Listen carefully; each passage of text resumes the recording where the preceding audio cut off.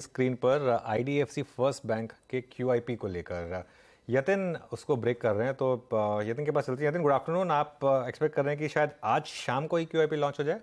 तो योजना तो ऐसी है अनुज जी। और अगर हम बात करें आईडीएफसी फर्स्ट बैंक की, तो इस हफ्ते क्यूआईपी लॉन्च हो जाना चाहिए, ऐसा सूत्र हमको जानकारी दे रहे हैं। क्योंकि एक्सटेंडेड वीकेंड था और ट्रंकेटेड वीक है, तो थोड़ी बहुत ऑपरेशनल इश्यूज आ रही हैं।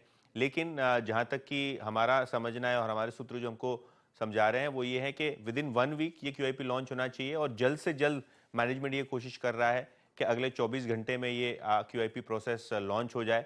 ऑब्वियसली जहां तक कि फंड रेस का सवाल है, इनके पास रेजोल्यूशन है लगभग 3000 करोड़ रुपए रेस करने का। हालांकि जो इनिशियल फीडबैक है और जो इनिशियल फंड रिक्वायरमेंट है उसके हिसाब से 1500 से 2000 करोड़ तक जो है अभी तक जो है इंटरेस्ट आ चुके हैं डोमेस्टिक म्यूचुअल फंड्स के और एफआईआईज के। तो आईडीएफसी फर्स्ट बैंक का जहां तक कि सवाल है क्यूआईपी का, शायद अप टू 2000 करोड़ ये फंड रेस के द्वारा कंपनी रेस करना चाहती है। अगर आपको ध्यान है तो कुछ ही महीनों पहले, इनफैक्ट अगर हम मार्च की बात करें तो आईडीएफसी लिमिटेड से आईडीएफसी फर्स्ट बैंक ने एक फंड रेस किया था लगभग 2200 करोड़ रुपए का। और तभी प्राइस लगभग 58 रुपए के आसपास का इशू था। तो कहीं ना कहीं ये जो फंड रेज है वो अपनी बुक को मजबूत करने का है। और 58 रुपए पे जो आईडीएफसी लिमिटेड से फंड रेज हुआ था, उसके बाद अब ये फंड रेज हो रहा है इंस्टीट्यूशनल इन्वेस्टर्स के द्वारा। और तभी इतने छोटे समय गाले में आपने प्राइस को भी अच्छी तरीके से अप्रिशिएट होता हुआ देखा है। तो जहां तक कि आईडीएफसी फर्स्ट का सवाल है, पूरी की पूरी तैयारी हो चुकी है, किसी भी वक्त क्यूआईपी लॉन्च हो सकता है। हालांकि किसी प्रकार की कमेंट या टिप्पणी अभी तक हमको आईडीएफसी फर्स्ट की तरफ से नहीं आई। ओके यतिन, बहुत बहुत शुक्रिया। तो आईडीएफसी फर्स्ट बैंक 2000 करोड़ रुपए तक जुटाने की योजना है यहाँ पर। Mayuresh, good afternoon.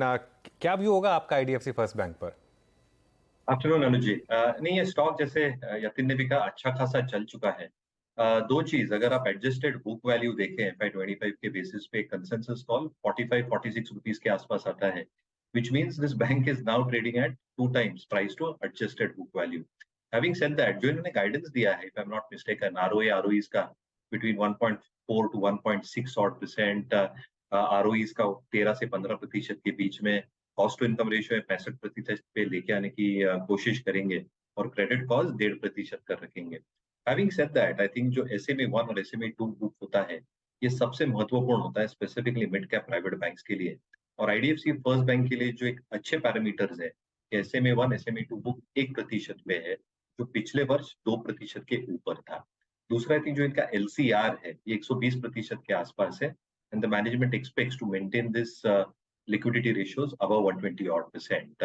जहां तक GNPS नेट एनपीएस का सवाल रहा है, they are expected to come down. तो मैनेजमेंट यही चाहती है कि GNPS 2% के नीचे और नेक्स्ट फ्यू क्वार्टर्स, और नेट एनपीएस 0.5 के नीचे आए। तो मेरे हिसाब से आई थिंक पैरामीटर्स पे अच्छी खासी प्रोग्रेस हो रही है। Retailisation of book is also progressing at a good pace. हालांकि वैल्यूएशन थोड़े हायर साइड पे आ गए हैं, तो जिनके पास से बने रह सकते हैं with the QIP. Obviously I think जो एक बूस्ट मिलेगी इन एडवांसेस ग्रोथ के लिए, I think that should be beneficial in terms of maintaining their ROAs and ROEs.